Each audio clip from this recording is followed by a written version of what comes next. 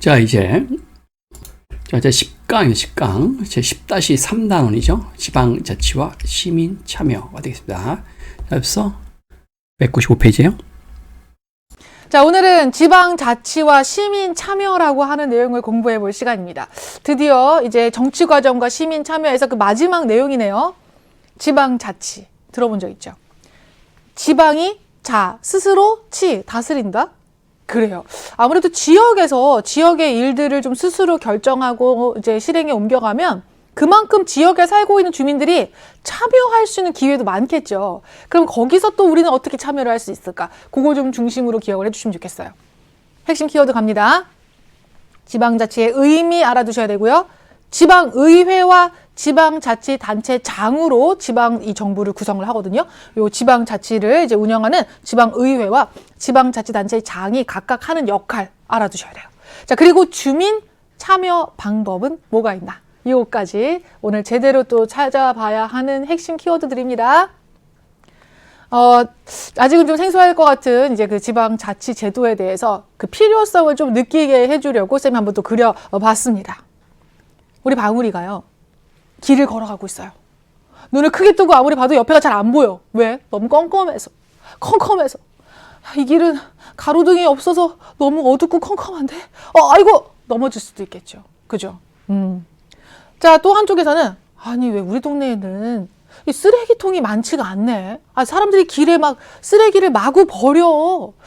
여기 사람들이 많이 이용하는 이런 이제 이 지역의 이런 장소에는 뭔가 공용의 이런 쓰레기통이 좀 있으면 좋을 것 같은데. 영화관에서 영화 보고 싶다. 근데 우리 지역에 영화관이 없어. 영화관 가려면 다른 지역으로 가야 되는데 세상에 너무 멀어. 버스 타고 2시간 반을 가야 돼. 이런 상황들. 이게 모두 다 이 지역에 살고 있는 방울이들이라면 느꼈겠죠. 다른 지역 사람들은 모릅니다. 중앙의 정부도 이렇게 세세하게 알기는 어려워요. 하지만 지역에 사는 방울이들은 다 느끼고 있었던 지역의 문제점들. 그 지역에서 스스로 해결할 수 있도록 해준다면 훨씬 더 잘 해결할 수 있겠죠.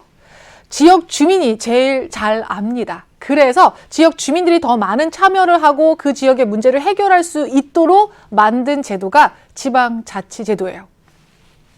왜 지방자치제도가 필요한지 벌써 느낌이 오시죠? 자, 그래요. 오늘 우리나라의 지방자치제도에 대해서 한번 들어가 볼 거고, 자, 지방자치의 의미부터 파악을 해봅시다. 자, 공유자전거 형태로 공공자전거라는 게 있죠. 그래서 빌려서 타고, 회원가입해 빌려서 타고 다시 반납을 하는 이 공공자전거가 있는데, 이게 이제 서울 같은 경우는 그런 서비스를 따릉이 서비스라고 하고, 따릉이. 대전의 경우는 타슈라고 부르고, 광주에서는 타랑깨. 타슈가 외국어가 아니고 우리나라에 타슈 이거구나. 타슈, 타랑깨. 그래서 이 각 지역마다 이렇게 또 창원엔 누비자, 순천은 온누리 해서 이렇게 이름이 다르죠. 각 지역은 지방자치단체이기 때문에 각 지역이 알아서 결정을 하게 돼서 이름이 이게 다른 겁니다. 똑같은 서비스에 대해서도. 자, 그러면 지방자치의 의미와 중요성 여기로 가봅시다. 일정한 지역에 사는 지역의 주민들이 지방자치단체를 구성하고, 그리고 그 지역의 일을 스스로 자율적으로 처리하도록 하는 제도. 이게 바로 지방자치제도입니다. 그 지역의 일을 스스로 처리하는 것. 그래서 우리는 지방자치라고 부르는 것입니다. 지방자치. 자, 중요성은요, 앞서 우리 방울이들의 그런 상황들을 봤잖아요. 매일 가던 길에서, 매일 이제 이용하려 하는 시설에서 뭔가 부족한 부분을 느끼고 해결하기를 원하는 상황이 생겼었어요. 바로 내 지역에서 살고 거주하면서 여러 가지 활동을 하는 그런 지역의 주민들은요, 지역 실정에 뭐가 필요하고 뭐가 개선되어야 되고 뭐가 우선되어야 할지가 더 잘 이제 느껴지고 알 거란 얘기죠. 그래서 지역 실정에 맞는 정치를 할 수 있다. 지방자치 중요성에 대해서 여기는 이제 민주주의를 여기서 배울 수 있는 지방자치가 하나의 모델이 된다. 민주주의를 배울 수 있는 작은 실험실이다 이거죠. 풀뿌리 민주주의에서 주민들이 자발적인 참여로 민주주의 기초를 다질 수 있다. 세 번째, 네 번째 추가를 했습니다. 그래서 지방자치라면 지역별로 맞춤형 그 민주주의 실현을 가능할 수 있겠다 이거죠. 중앙정부와 지방정부를 각각 지방자치를 인정해 줌으로써 권력분립이라고 하는 민주주의의 원리를 실현할 수 있는 것이죠. 자, 그리고 중앙정부와 지방정부 간의 권력 분립이 실현이 됩니다. 우리 민주주의에서 권력은요, 한 곳에 집중되어 있으면 잘못하면 정말 민주주의가 저해되는 상황이 생길 수 있다고 했었어요. 너무 한쪽에 권력이 집중되고 그 권력을 남용하는 상황이 생길 수가 있거든요. 그래서 일단은 권력 분립이라고 하는 것이 민주주의를 잘 실현시키기 위한 원리다라고 하는 걸 배웠고, 그 권력 분립의 원리로 입법권, 행정권, 사법권이라고 권력을 나누어 두고 각각 다른 기관이 맡도록 하는 거 기억나시죠? 그래서 국회와 정부와 법원이 각각의 권력을 나누어 맡고 서로를 견제하면서 균형을 지키고 있었죠. 이것만 권력 분립이 아니라요. 실은 중앙의 정부, 그러니까 중앙에서 정치 권력을 행사하고 있는 국회, 정부, 법원 말합니다. 그리고 이를 견제하는 지방의 정부, 지방의 각각의 지역들이 이렇게 지방자치단체를 구성을 하고 각각 나름의 이제 실정에 맞는 정치들을 해나가고 있었죠. 그렇게 또 권력을 나누어 놓고 있었어요. 그래서 이 지방의 정부들이 다양한 이제 정부들이 있으니까 그 정부들을 중심으로 중앙 정부를 또 견제할 수 있는 거죠. 이게 바로 권력을 분립함으로써 민주주의를 실현할 수 있는 방법입니다. 자, 그다음 지역에서 이렇게 지방자치단체가 구성이 되고 요 지역 주민을 위한 정책을 하면서 지역 주민들이 더 빠르고 더 적극적으로 참여할 수 있는, 그러니까 접근성이 너무 좋잖아요. 그죠? 접근성. 중앙에 있는 정부에게 내가 원하는 바를 전달하기보다 지역에 있는 우리 지방자치단체를 통해서 우리 지역 문제를 해결하는 게 굉장히 빠르게 또 소통할 수 있고, 그래서 주민 정치 참여 기회도 그만큼 확대될 수 있는 겁니다. 그래서 민주주의를 실천하는 거죠. 이 지방자치제도를 부르는 또 다른 별명이 풀뿌리 민주주의라고 부르기도 하고요. 지역 주민이 자발적인 정치 참여를 통해서 민주주의의 기초를 다질 수 있다. 또 민주주의의 대안학교다 이렇게 변형을 하기도 합니다. 민주주의를 실천할 수 있는 작은 학교의 개념으로 지역별로 민주주의를 배울 수 있는 기회가 되기 때문이죠. 주민이 주체가 되고 지역 주민이 자발적 정치 참여를 할 수 있게 되고, 그래서 지방자치제도를 민주주의의 학교다, 풀뿌리 민주주의다 이렇게 부르기도 합니다. 그 외의 장점은 아까도 얘기했지만 지역별 맞춤형 정치가 가능하다. 중앙정부, 지방정부가 서로 견제와 균형을 통해서 권력 분립의 이상을 실현할 수 있다 이거죠. 이거예요. 너무나도 다양하게 이 지방자치제도의 중요성들을 살펴볼 수가 있었습니다. 이 중요성 전체적으로 잘 기억을 하시면서 혹시 서술형으로 나온다 해도 답을 쓸 수 있게 기억을 합시다. 지방자치제도의 중요성, 이 부분이 중요하다는 거죠. 자, 갑니다. 이제 진짜 사회 뉴스로 선생님이 또 말을 만들어 봤어요. 지방자치제도의 필요성을 좀 느낄 수 있는, 정말 바람직하게 잘 운영되고 있는 지방자치제도 운영 사례를 소개합니다. 인천 부평구에서는요, 찾아가는 맞춤형 예산학교라고 하는 걸 운영을 하고 있대요. 맞춤형 예산학교? 근데 찾아가. 지역 주민들이 찾아오기를 기다리는 게 아니라 직접 찾아가. 뭐가 필요할까요? 어떤 부분에서 우리가 예산을 더 많이 쓰면 좋을까요? 어떤 부분이 좀 개선이 필요할까요?를 가서 물어봐. 이게 가능한 게 지방자치제도인 거죠. 자, 지역 특성에 맞는 주민참여 예산산업 발굴을 위해서, 아직은 우리가 이 주민참여 예산산업 안 배웠지만 뒤로 가면서 우리 수업 시간에 배울 거예요. 오늘 이 시간. 아무튼 지역에서 지역의 일을 처리하는데 어디에 얼마만큼의 비용을 쓸까? 그때 필요한 부분이 뭔지도 듣고 얼마만큼 썼으면 좋겠다라는 얘기도 듣는 거예요. 그래서 동으로 찾아가는 예산학교, 계층별 예산학교 이런 걸 운영을 했대요. 자, 다음 가볼게요.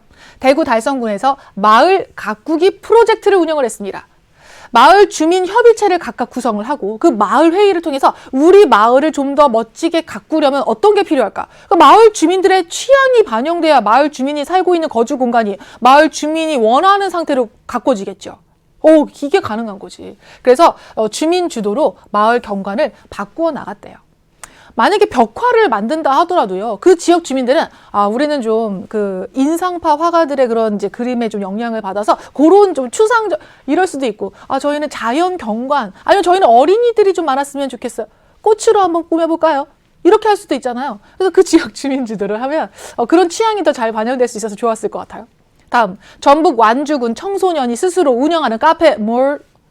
그래요. 청소년이 스스로 운영하는 카페? 우리 친구들이 학교가 끝나고 나서 갈 만한 장소가 없었대요. 그래서 방과 후에 좀 마음 놓고 쉬면서 책도 읽고 좀 과제도 하고 할 수 있는 그런 공간이 있었으면 좋겠는데, 어른들이 많이 모여있는 그런 카페에서 청소년들이 좀 같이 있기가 좀 불편했을 수도 있겠고, 또는 카페에서 파는 음료 가격이 너무 비쌌을 수도 있겠죠. 그래가지고 청소년들이 직접 그들이 운영하면서 민주 시민 의식도 기르고 스스로 또 휴식도 취하고 다양한 활동도 할 수 있는 공간을 마련했대요. 이게 바로 지방자치제도가 있을 때 가능한 지역 주민을 위한 정책이 실현되는 모습입니다. 뭔지 알겠죠? 자, 다음 가볼게요. 자, 지방자치제도를 그래서 이렇게 표현을 합니다. 방금 본 것과 같이 이 부분이죠. 민주주의 학교, 뿔뿔이 민주주의. 그래서 지방자치제도를 부르는 또 다른 이름이라고 할 수 있겠어요? 지역 주민의 참여를 더 많이 유도하고, 또 지역 주민이 적극적으로 참여를 할 수 있는 기회도 많아지고, 그러면서 이곳에서 우리는 이게 민주주의구나, 이렇게 내가 참여하고 내가 바꿔나갈 수 있는 게 민주주의구나 라는 걸 배웠죠. 그래서 우리는 이렇게 얘기합니다. 민주주의의 학교. 자, 지방자치제도는 주민이 지방자치를 통해서 민주주의를 직접 체험하고 배울 수 있어요. 그래서 민주주의의 학교라고 불립니다. 학교를 한번 그려봤어요. 학교 맞죠? 자, 다음. 요거 뭐게요, 여러분? 풀뿌리. 풀뿌리를 선생님이 좀 그려봤습니다.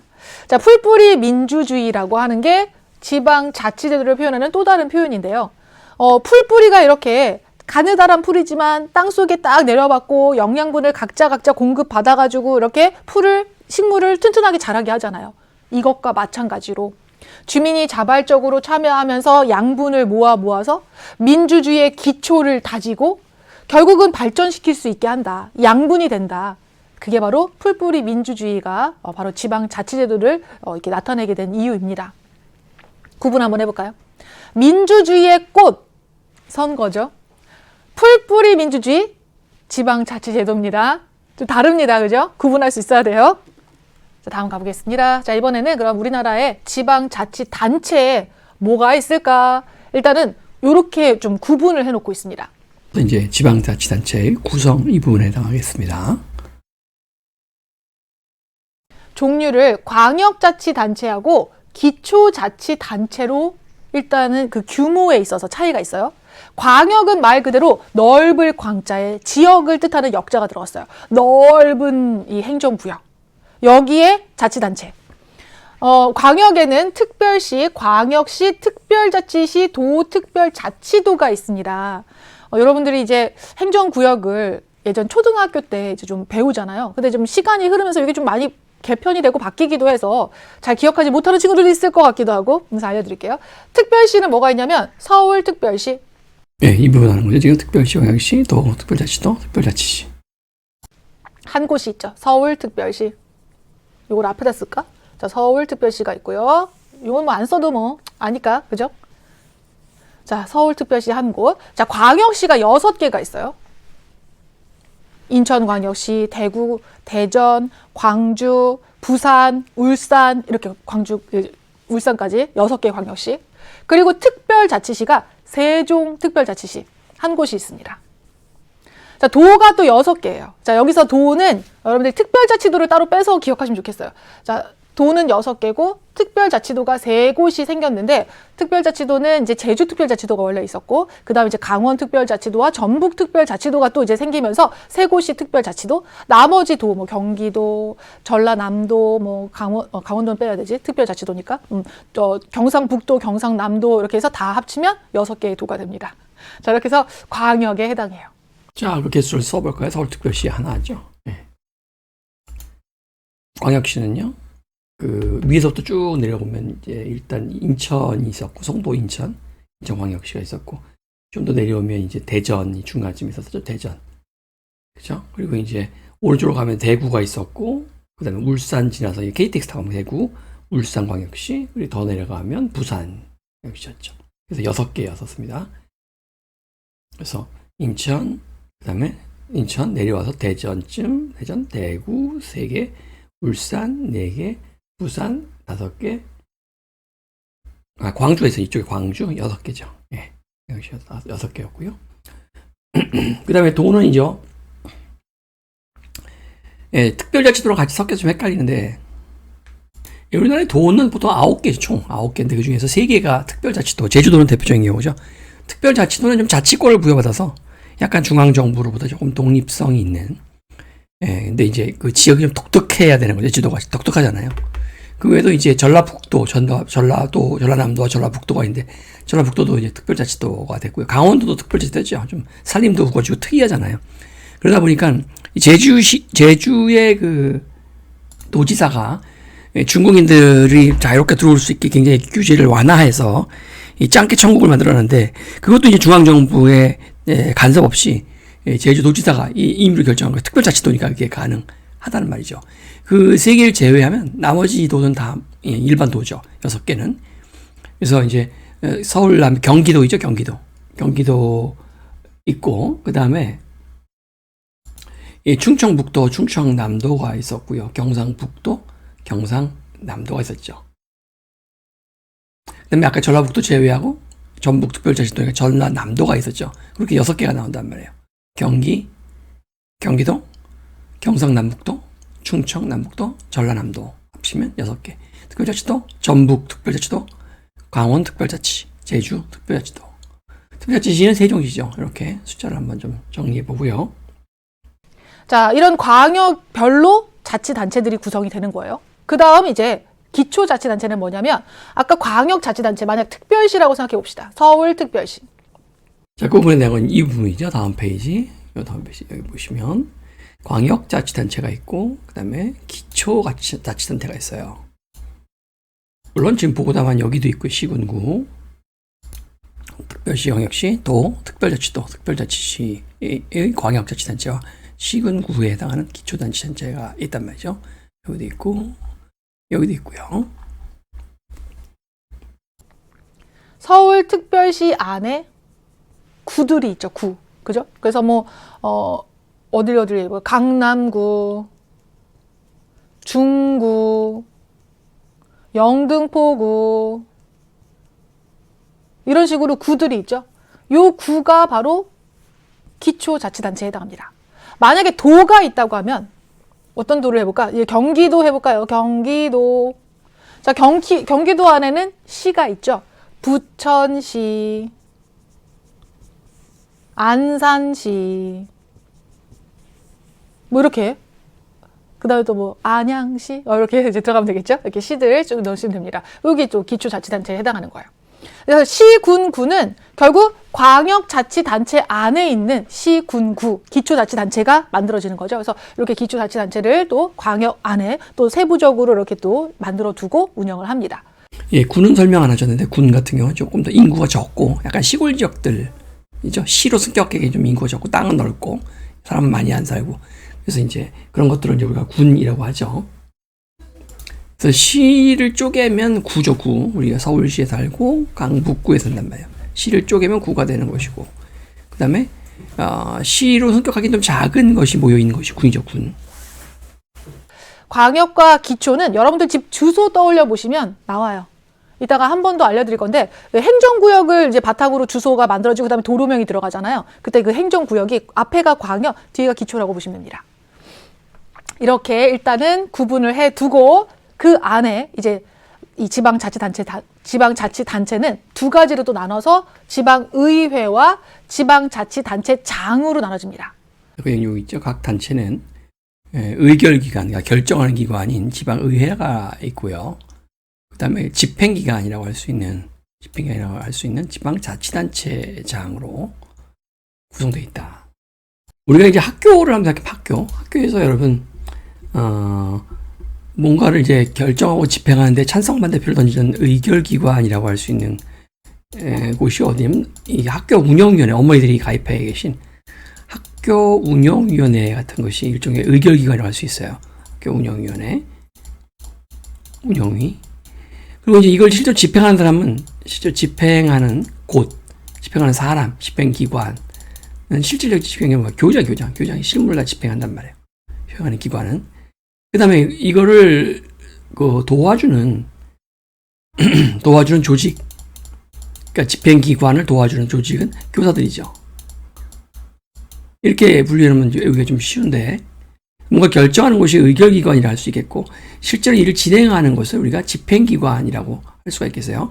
물론 이제 여기서 사람을 얘기하는 게 아니라 집행하는 곳 또는 집행하는 조직, 집행하는 부서를 말하는 겁니다. 실제 그러니까 권한을 갖고 있는 부서.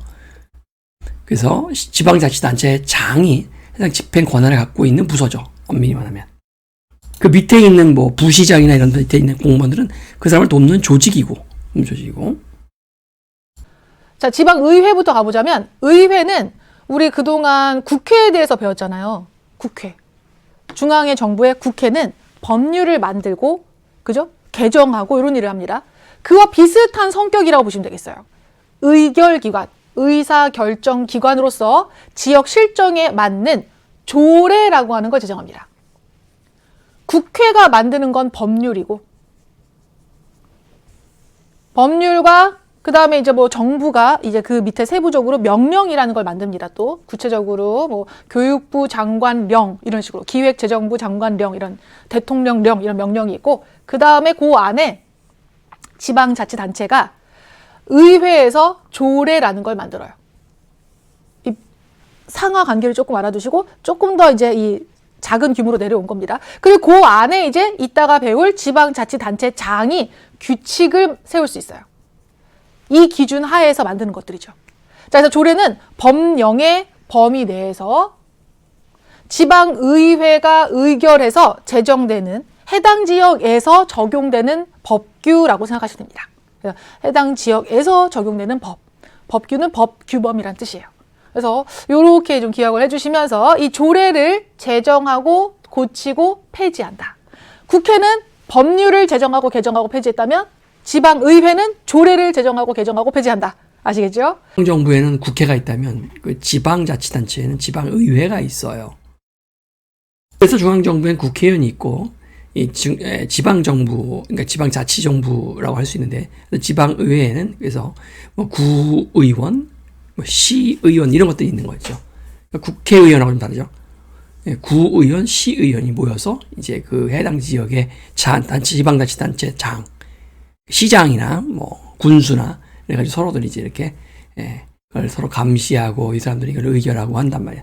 군수나 또 시장이 돈을 제대로 썼는지 심의하고 그걸 또 지지해주면 의결 땅 써도 좋다 뭐 이런 것들을 감사도 벌이고요. 유튜브 가보면 여기 서울특별시의회 이렇게 채널이 다 있죠. 그래서 다 이렇게 요즘 생중계로 이게 올라오죠. 이게 시의회입니다. 네, 국회의원들이 아니라 이 사람들은 시의원들이고요. 시의회의 의장도 있죠. 그리고 이제 현재 서울시장이 오세훈 서울시장인데 열려 있습니다. 네, 이렇게 서울시 상대로 시의원들이 질의를 하고 있는 겁니다. 수차례 협의 요청을 했는데 네, 이 경우는 이제 국회죠, 국회. 그리고 여기 사람들이 다 국회의원들이고 이건 국회의장이 되겠습니다. 중앙정부죠. 자, 지방자치단체가 있습니다. 조례를 만들어 놓고 나면 그 조례에 따라서 직접 여러 가지 업무를 처리하고 집행해야 하잖아요. 그 일을 하는 곳이 지방자치단체예요. 우리 국회에서는 법률을 만들면 이 법률을 이 토대로 해서 정부가 구체적인 정책을 마련해서 집행했잖아요. 그 정부처럼 지방자치단체장이 중심이 되어서 이제 여러 가지 일을 처리합니다. 그게 지방자치단체장인데 지방의회가 중앙정부의 국회가 법을 만들듯이 지방의회는 조례를 만든다 그랬어요. 조례. 또 고치기도 하고 개정도 하고요. 그래서 조례라는 것은 법률의 아래 단계였죠. 법률 다음에 명령, 그 다음에 이제 조례였단 말이에요. 그리고 조례 밑에는 규칙이죠. 그래서 지방자치단체의 장과 함께 이 조례 아래에 있는 이제 규칙을 제정합니다. 규칙. 자, 지방자치단체장이 지방자치단체를 꾸려나가면서 다양한 비용을 써야 해요. 그래서 그 비용을 어떻게 쓸 것인지를 이제 정해오면, 계획을 짜오면 그걸 보고 아, 어떻게 쓸지 이렇게 정했군요. 심사하고 의논해 보겠습니다. 한 다음에 여기에 이 부분은 조금 줄이고 이 부분은 더 더하고 좋아요. 결정을 했습니다. 의견해 주는 거죠. 그래서 예산을 심의 확정하는 거. 이대로 이제 이 지방자치단체가 운영이 되어도 되겠다라고 결정해 주는 역할을 하는 거예요. 네, 그래서 예산안을 심의 의결한다. 자, 그 다음에 집행기관, 아까 얘기했던 지방자치단체장이 바로 요 집행기관입니다. 일을 잘 하고 있는지 견제하고 감시하는 역할. 우리 중앙에서 국회가 정부를 감시하고 견제하는 역할을 하죠. 마찬가지예요. 지방의회가 바로 지방자치단체장이 잘하고 있는지를 또 견제 감시도 합니다. 지방자치단체가 또 장이 제대로 하고 있는지를 또 감사도 하죠. 아까 그 영상에서 본 것처럼 서울시의원들이 서울시장이 제대로 일을 하고 있는지를 그렇게 그 질의하고 서로 응답하고 감사하고 하는 것을 아까 영상에서 잠깐 봤죠. 자, 요게 바로 지방의회의 역할이었고, 자, 이제 넘어가서 지방자치단체장 조금 더 볼게요. 이제 집행기관이라고 했습니다. 예, 그 아래 지방자치단체장, 집행기관. 의회는 의결기관, 지방자치단체장은 집행기관, 실행에 옮긴다. 역할 보겠습니다. 지방의회가 아까 조례를 만들었죠. 그럼 조례를 이제 실행에 옮기는데 조금 더 세부적이고 구체적인 것들이 필요해요. 이걸 규칙이라고 합니다. 조례의 기준 안에서 규칙을 제정해서 요 규칙을 만들어서 실행에 옮기는 거죠. 집행하는 거죠. 그래서 지방의회에서 만든 조례를 실행함에 있어서 그 하부 규칙을 만드는 거죠. 조례 밑에가 규칙이었잖아요. 이 지방자치단체장이 수장이 되어서 집행을 하게 되겠고, 이걸 도와주는 조직이 바로 이제 그 공무원들이죠. 서울시 공무원들. 또 지역의 재산을 관리하고 예산을 편성, 집행한다. 자, 앞서서 예산이 나왔잖아요. 이 예산을 앞으로 어떻게 어느 분야에 얼마만큼 비용을 쓰겠습니다라는 계획, 아니면 어디서 벌어들이겠습니다 이런 계획, 이게 예산안이야. 이 예산안을 지방자치단체장이 편성을 했어요. 이렇게 짜왔다라는 뜻이에요. 그런 다음에 어디로 넘겨요? 지방의회에 넘기면 지방의회가 살펴보고 아, 이 분야에 이렇게 좋아요. 심의했더니 좋습니다. 이대로 집행하도록 의결하겠습니다. 의결했어요. 그럼 다시 지방자치단체장으로 가는 거야. 그리고 그대로 쓰는 거죠. 의결된 예산을 직접 집행하는 겁니다. 예산 집행.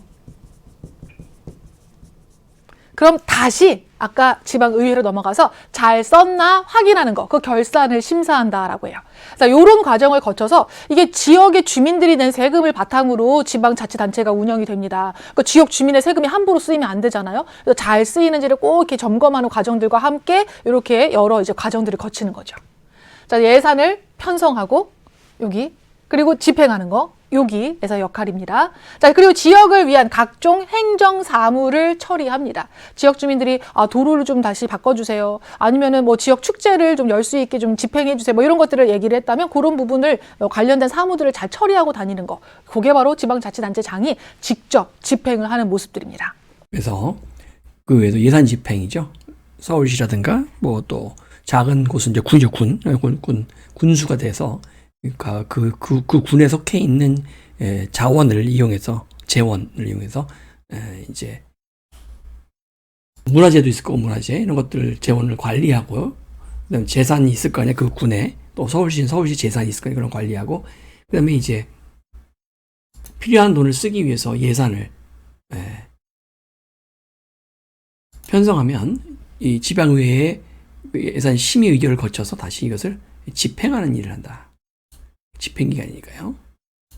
그러니까 돈 필요하니까 돈 이만큼 필요해요. 예산을 써서 이쪽에 넘기면 얘가들이 오케이 해줘야 서울시장이든 뭐 군수든 돈을 쓸 수가 있는 거죠. 대통령도 마찬가지입니다.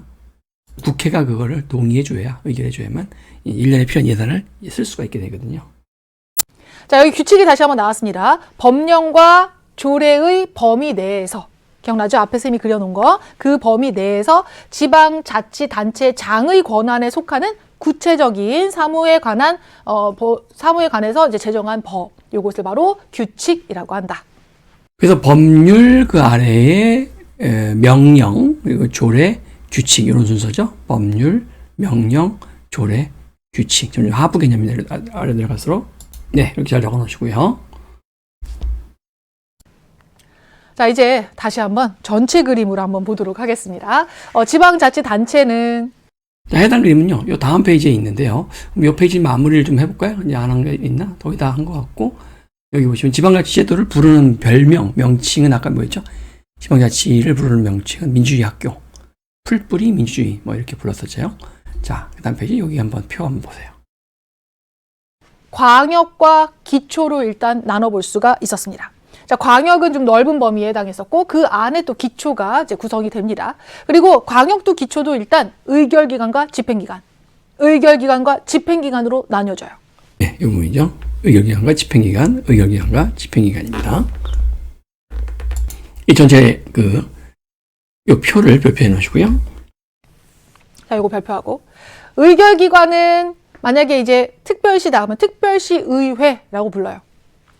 집행기관은 특별시장 이렇게 부릅니다. 그 다음에 그냥 뭐 만약에 특별자치시라고 하면 특별자치시의회, 특별자치시장이라고 부르는 거죠. 도면 어떠냐? 도의회라고 불러요. 경기도의회, 경기도지사, 도지사란 말. 요게 조금 이제 기억을 하시면 되겠죠. 장만 붙이면 되는데 다른 건 여긴 도지사. 자, 그러면 이제 기초자치단체도 마찬가지로 의결기관과 집행기관 나누고 의결기관은 의회만 붙이면 됩니다. 시도 의회처럼 마찬가지로 시군구 의회, 부천시 의회 이렇게 아니면 양천구 의회 이렇게 의회를 붙이면 되고 집행기관은 이름이 또 시장은 그냥 자연스럽게 장을 붙였어요. 지방자치단체 장을 붙였고 군에서는 군수 그리고 구에서는 구청장이라고 합니다. 아시겠죠? 요렇게 각각 집행기관을 부르는 이름들 조금만 더 기억을 해주시면 좋겠어요. 자, 그리고 각각의 의회 의원들과 지방자치단체 장들은 지역 주민의 선거로 선출이 됩니다. 우리 지역 주민들은 이들을 뽑는 지방선거에 참여해서 후보자들을 보고 딱 선거에서 내가 지지를 해주면 되는 거죠.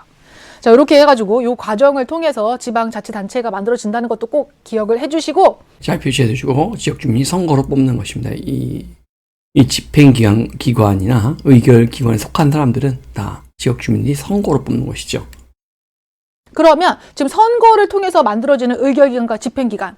그럼 나는 누굴 뽑아야 할까? 한번 알아볼게요. 이따가 다시 한번 정리를 해볼게요. 자, 지역에서 사회의 문제 해결 들어갑니다. 지방자치와 주민 참여.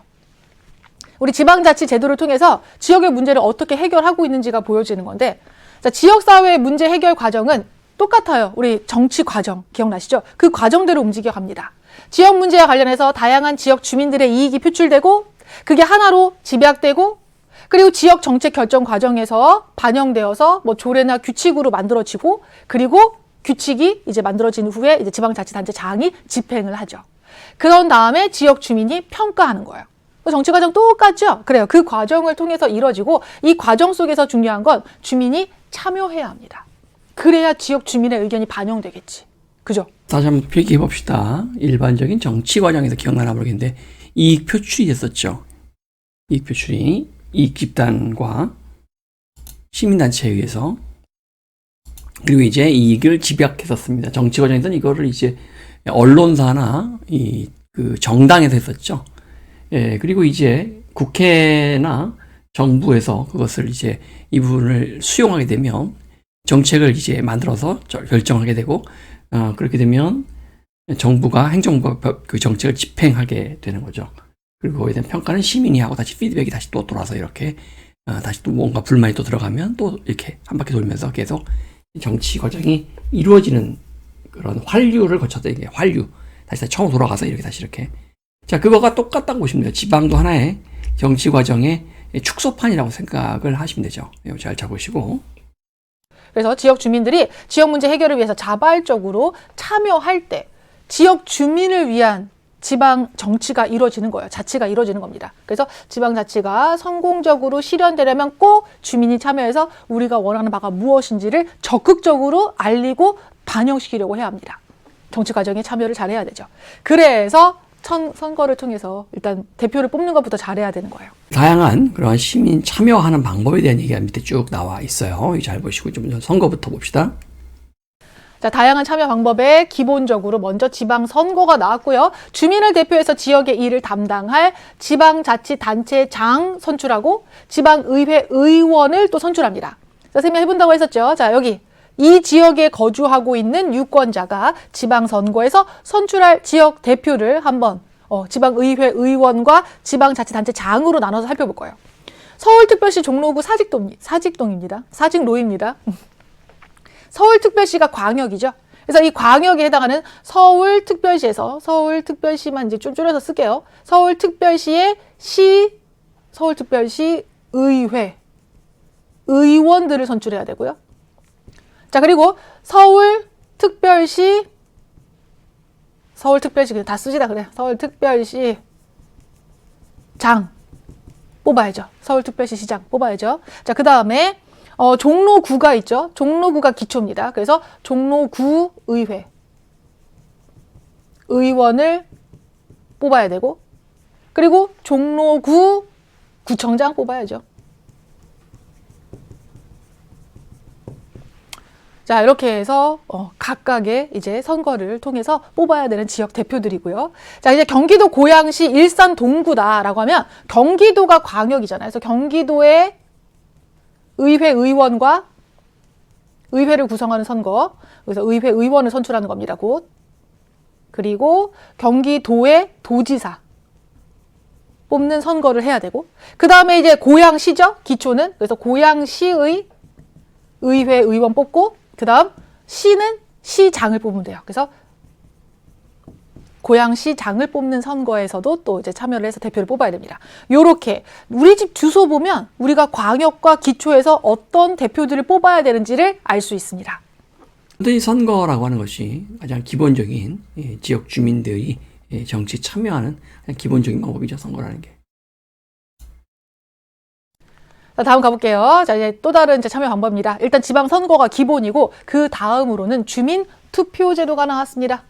투표라고 하는 거, 표를 통해서 이제 의사를 표현하는 거잖아요. 그래서 지역사회에서 중요한 사항이나 또 뭐 정책에 관해서 지역 주민들이 직접 결정할 수 있도록 투표를 통해서 이제 의사를 표시할 수 있도록 하는 제도가 있고요. 자, 그래서 이것은 전체 중앙정부에서 생각해 보면 지방선거는 총선이나 대선 생각하면 되겠고, 주민투표제는 왜 국민투표제가 있었죠? 한 6차례 시됐으나, 그러나 사실상 그 민주적인 합법적인 절차 진행된 건 2번밖에 없었는데, 아무튼 대통령 직선제가 기억나죠?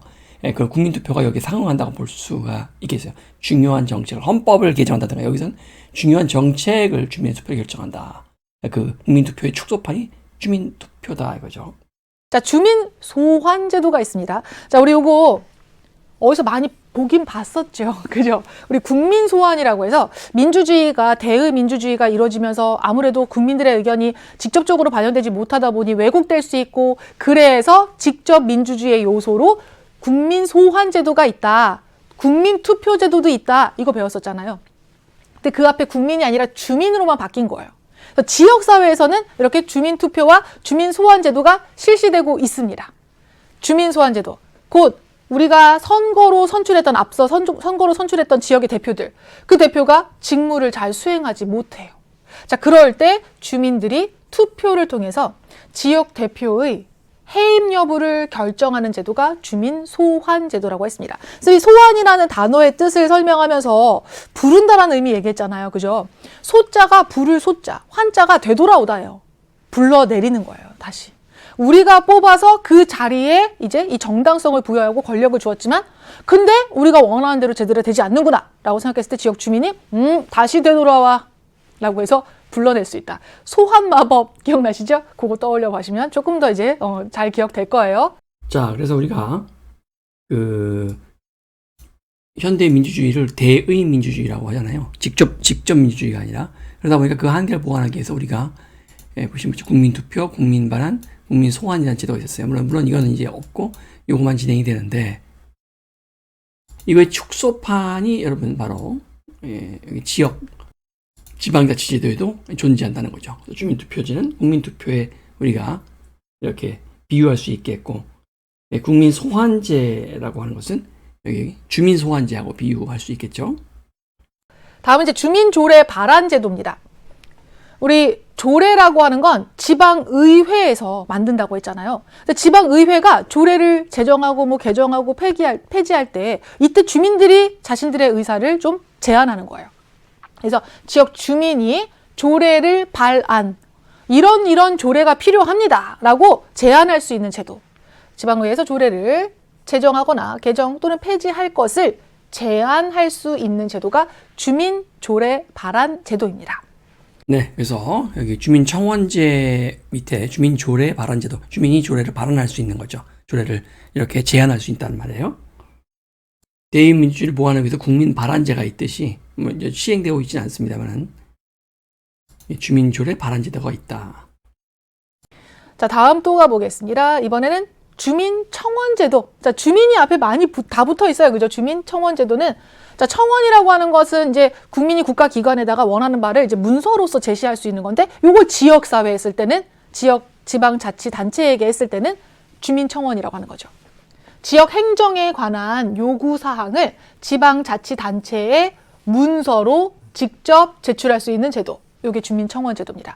우리 지역에 도로가 너무 협소합니다. 요즘에 자동차들이 많이 다니는데 이렇게 좁은 도로에서 사고가 날 위험이 있으니 그에 관련돼서 좀 도로를 좀 확대하는 그런 이제 정책이 필요할 것 같습니다. 라고 청원을 할 수 있는 거죠.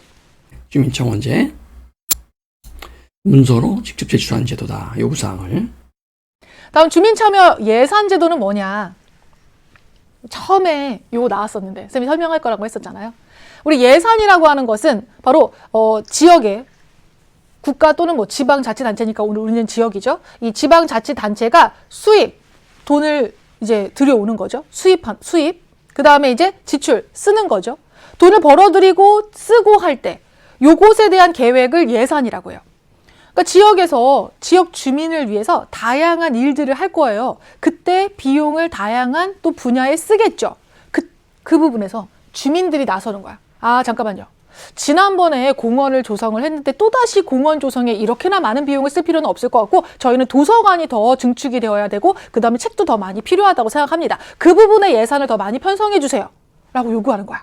그래서 예산을 편성하는 과정에 참여해서 지방자치단체가 예산 편성을 할 때 우리 이런 부분이 더 필요하다고 생각해요. 아, 왜 그 분야에 많이 쓰십니까? 이거는 주민들이 많이 이용하지 않습니다. 라고 하면서 그걸 참여해서 같이 결정해 가는 거예요. 우리가 낸 세금으로 지역의 여러 가지 살림들이 이끌어져 가는데 우리가 원하는 방향으로 쓸 수 있도록 하면 더 좋겠죠. 그래서 주민참여 예산제도를 굉장히 적극적으로 많이 시행을 하고 있어요. 주민참여 예산제는 이 이름 속에서 다 답이 들어가 주민이 직접 참여한다. 예산 편성 과정에. 주민 감사 청구 제도는 감시하고 살펴봐 달라. 좀 지방자치단체의 업무가 좀 잘못된 것 같다라고 생각했을 때 감사를 요청할 수 있는 제도고요. 기타로 민원을 제기하거나 공청회나 주민 설명회에 참여할 수도 있습니다. 지제도가 뿌리내리기 위해서는 시민의 적극적인 참여, 자발적 참여가 굉장히 중요하다 했었어요. 아까. 시민들의 적극적인 관심과 평상시에 아빠가 늘 강조하는 평상시에 선거 때만 오도방 연돌 떨지 말고 투표하러 가라고. 평상시에 관심과 참여를 하면서 자발적 평상시에는 그러면 이제 선거 때는 그걸 평상시에 관심이 있었던 걸 표로 심판을 하면 되는 건데 평상시에 관심도 없다가 선거 때만 되면 갑자기 뽑으려고 하니까 그죠? 인상 좋은 사람을 뽑게 되거나 TV 토론 한두 번 보고 유튜브에서 하는 거 한두 번 보고 그냥 뽑게 된단 말이죠. 아무 생각 없이. 자, 밑에 스토리 확인해 봅시다. 지방자치란 일정한 지역에 사는 주민들이 그 지역의 일을 스스로 지방자치라고 하죠. 우리나라는 지방자치단체를 광역자치단체와 기초자치단체로 구분한다. 네, 광역자치단체와 기초자치단체로 구별한다. 좀 큰 개념들, 인구가 좀 많고 큰 광역, 넓을 광자 씁니다. 넓은 지역에 대한 자치권을 인정해주는 광역자치단체와 그다음에 그보다 좀 더 작은 지역이죠. 그러니까 특별시라는 거는 굉장히 그 인구가 많단 말이에요. 서울특별시 같은 경우는. 근데 일반 시는 작잖아요. 특별시에, 서울시에 비해서. 안양시, 안산시, 강원도 인제군, 그렇죠? 도봉구, 강북구 이런 거. 작은 개념이죠. 기초자치단체와 광역자치단체로 구분할 수 있다. 지방자치단체는 둘로 구별할 수 있다. 지방자치단체장은 시행하는 사람이에요. 시행. 그래서 이것을 우리는 집행기관이라고 하죠. 집행기관. 하는 일이 뭔지 다시 한번 확인해 보시고요. 그래서 조례를 만든다 하는 것은, 조례를 만든다는 건 이제 국회처럼 법을 만드는 거잖아요. 그러니까 이건 누가 하나요? 바로 지방의회가 하는 것이죠. 지방의회. 지방자치단체가 사용할 예산을 집행하고 편성하는 것은 지방자치단체장이 하고, 그거를 의결하는 것은 지방의회가 하죠. 지방의회가. 주민투표제 등 시민이 지역 사회 문제 해결에 참여하는 방법은 굉장히 다양하다. 우리나라는 지방자치 제도가 없고 있죠. 예. 그래서 그 방법이 뭐가 있겠냐? 여기 다죠. 예, 지역사회 문제에 주민이 참여하는 방법으로서는 선거, 지방선거제 물론, 주민투표제, 주민소환제, 주민청원제, 주민조례 발안제도, 주민참여예산제, 기타, 집회, 서명, 공청회 참석 등등등등 자신의 의견을 표출해서 여론을 형성할 수 있다. 굉장히 다양하죠. 이렇게. 자, 연합뉴스 지금 보니까 뭐가 나왔냐면은 여기 있죠. 열서 안팎까지 내년에 지방선거 때 미니 총선급 재보선 가능성이 나오죠. 이제 국회의원들이라는 사람들이 이제 그 재판을 받아서 의원직을 상실을 하거나 아니면 이 광역단체장에 도전해서 나 이거 국회의원 버리고 경기도지사에 한번 출마해 볼래 뭐 이런 식으로. 그럼 국회의원제가 비잖아요. 그때 하는 그 선거를 보궐선거라 했죠. 보궐선거. 주민소환제가 있었죠. 그래서 이 주민소환제도 보시면 완주가 나오는데, 완주 군수를 주민들이 소환제를 통해서 투표를 해가지고 일정 표수 이상 남은 이제 이 사람을 끌어내릴 수 있는 소환, 원래대로 돌려보낼 수 있는 그 직을 해서 끌어내릴 수 있는 게 주민소환제라고 했죠. 각종 비리 혐의가 있었던 김진아 양양 군수를 주민투표 소환으로 투표한 적도 있고요. 그래서 주민의 3분의 1 이상이 투표에 참여해야 하고 투표자의 절반 과반수가 찬성하면 직을 상실한다는 거예요. 자, 여기까지 해서 우리 지방자치제도에 대해서 살펴봤습니다. 만약 내가 유권자라면 여러분들이 선출할 수 있는 지역의 대표는 누가 있을까? 특히 지방자치단체장은 이거 주소 보고 한번 맞춰봅시다. 자, 일단 우리가 강북구 의동이니까 강북구청장을 뽑겠죠. 그리고 강북구에 속한 구의원들을 볼 거고요. 우리가 서울시 강북구니까 서울시 강북구 의동이니까 서울시장을 우리가 뽑을 권리가 있죠. 그리고 서울시 의원을 뽑을 권리가 있습니다. 그래서 강북구청장, 강북구의원, 서울시장, 서울시의원 이렇게 네 개의 지방자치단체장을 뽑을 수가 있고요. 광역자치단체장이 서울시장, 서울시의원, 광역의회의원, 그리고 지방 기초자치단체장은 강북구청장이고, 기초의회는 강북구의회에 속할 강북구 구의원을 뽑습니다. 구의원, 시의원이죠.